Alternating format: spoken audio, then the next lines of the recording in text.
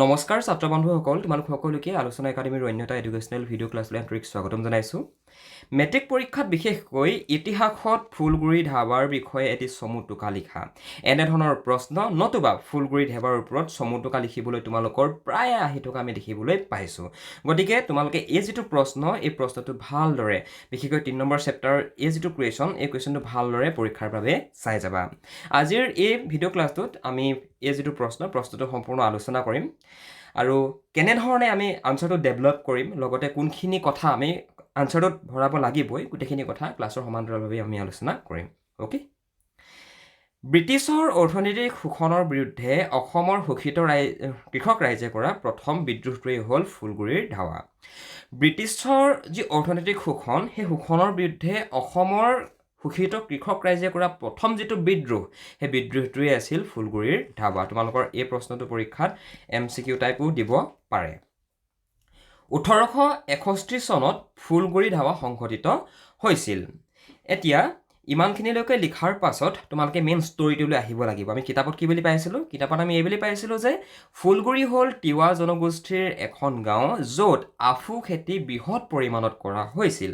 কিন্তু ব্ৰিটিছ চৰকাৰে সৰ্বসাধাৰণ ৰাইজে এই আফু খেতি কৰাত নিষেধাজ্ঞা আৰোপ কৰিছিল, কিয়নো ব্ৰিটিছে নিজেই তৈয়াৰী কৰা কানি বিক্ৰী কৰিবলৈ বিচাৰিছিল। ফুলগুৰি হৈছে তিৱা জনগোষ্ঠীৰ লোকসকলৰ এখন গাঁও নতুবা এডোখৰ ঠাই, এনেধৰণে তোমালোকে ভাবিব পাৰা, য'ত আফু খেতি বৃহৎ পৰিমাণত কৰা হৈছিল। আৰু এই আফু গুটিৰ পৰাই কানিৰ পৰা আৰম্ভ কৰি বিভিন্ন ধৰণৰ মাদক দ্ৰব্য প্ৰস্তুত কৰা হয়। আৰু ব্ৰিটিছে যেতিয়া দেখিলে যে কি এই আফু খেতি নতুবা এই কানিৰ প্ৰচলন সেইটো সময়ত অসমত বহুত বৃহৎ পৰিমাণত হৈছিল, আৰু ইয়াৰ সমান্তৰালভাৱে আমাৰ চুবুৰীয়া ৰাষ্ট্ৰ চীনলৈও তোমাৰ ব্ৰিটিছসকলে আফু পৰা তৈয়াৰ কৰা যি কানি, সেই কানি সিহঁতি ব্ৰিটিছে পঠিয়াইছিল। অ'কে। চ' সেইটো কাৰণে ব্ৰিটিছে দেখিছিল যে কি আমি যদি কেনেবাকৈ সাধাৰণ কৃষক ৰাইজৰ বাবে যদি আফু খেতি কৰাটো বন্ধ কৰি নিজেই যদি আফু খেতি কৰি তাৰ পৰা কানি প্ৰস্তুত কৰি যদি আমি বিক্ৰী কৰোঁ, তেনেহ'লে আমাৰ বেছি লাভ হ'ব। তো সেইটো কাৰণে ব্ৰিটিছে ফুলগুৰি যিডোখৰ ঠাই, সেই ঠাইডোখৰত তোমাৰ আফু খেতি কৰাৰ বন্ধ কৰি দিছিল, মানে আফু খেতি কৰাত নিষেধাজ্ঞা আৰোপ কৰিছিল। ঠিক আছে। ইয়াৰ পিছতে কৃষকসকলে প্ৰতিবাদ আৰম্ভ কৰিছিল আৰু তেওঁলোকে ফুলগুৰিত ৰাইজমেল পাতিছিল। আৰু সেই সময়ৰ নগাঁৱৰ উপায়ুক্ত হৰ্বাৰ্ট স্কন্সে বিদ্ৰোহী কৃষক ৰাইজসকলক অতি বেয়া ব্যৱহাৰ কৰিছিল, আৰু তাৰ ফলত ৰাইজ অধিক ক্ষোভিত হৈ পৰিছিল। আৰু যিহেতু সেইটো সময়ত নগাঁও ওচৰৰ এই যি ফুলগুৰি ঠাই, এই ঠাইৰ যিসকল তিৱা জনগোষ্ঠীৰ লোক, এখেতসকলৰ প্ৰধান ইনকাম চ'ৰ্চে আছিল আফু খেতি। কথাটো বুজি পাইছা? আৰু যেতিয়া নেকি ব্ৰিটিছে বন্ধ কৰি দিয়ে যে তোমালোকে আফু খেতি কৰিব নোৱাৰা, আমি কৰিম, যেতিয়া ব্ৰিটিছে বন্ধ কৰি দিয়ে, তেতিয়া যিসকল কৃষক ৰাইজে সেই আফু খেতি কৰি নিজৰ পৰিয়ালটো পোহপাল দি আছিল, তেখেতলোকতো অবভিয়াছলি ব্ৰিটিছৰ বিৰুদ্ধে ক্ষোভিত হৈ পৰিব, হয়নে?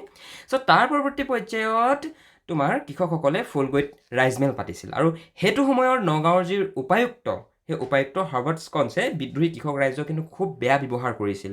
আৰু সেই বেয়া ব্যৱহাৰ কৰাৰ ফলত যিসকল ক্ষোভিত ৰাইজে ৰাইজমেল পাতিছিল, সেই ৰাইজসকল খুবেই অধিক ক্ষোভিত হৈ পৰে। আৰু পৰৱৰ্তী সময়ত কৃষকসকলে ফুলগুৰিত ৰাইজমেল আয়োজন কৰে, আৰু প্ৰথম দিনা ৰাইজমেলত সমবেত প্ৰায় 1000 লোক লাঠিৰে সৈতে সজ্জিত আছিল।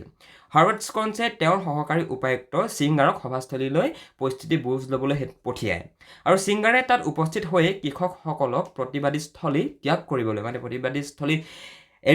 ত্যাগ কৰিবলৈ নিৰ্দেশ দিয়ে, যাৰ ফলত ৰাইজ আৰু ছিংগাৰৰ মাজত টনা আজোৰা আৰম্ভ হয়। আৰু তেনে সময়তে, এই নামটো মনত ৰাখিবা, তেনে সময়তে বাবু কৈৱৰ্ত নামৰ এজন মাছমৰীয়াই ছিংগাৰক, যিজনক নেকি তোমাৰ হৰ্বাৰ্ট স্কন্সে পঠিয়াইছিল পৰিস্থিতি বুজ ল'বলৈ, সেই ছিংগাৰৰ মূৰত কোবায়, আৰু ছিংগাৰ মাটিত ঢলি পৰে আৰু থিতাতেই মৃত্যুবৰণ হয়, মানে থিতাতেই ছিংগাৰ মৃত্যু হয়।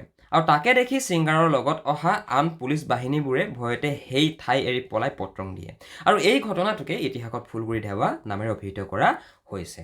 তোমালোকে 3 নম্বৰ 4 নম্বৰৰ কাৰণে ইমানখিনি লিখিলেই তোমালোকৰ এনাফ আছে, কিয়নো তোমালোকে যদি 3 নম্বৰৰ কাৰণে যদি তোমালোকে 3টা পেজ লিখিবলৈ যোৱা, তোমালোকে টাইমটো কভাৰ কৰিব নোৱাৰিবা।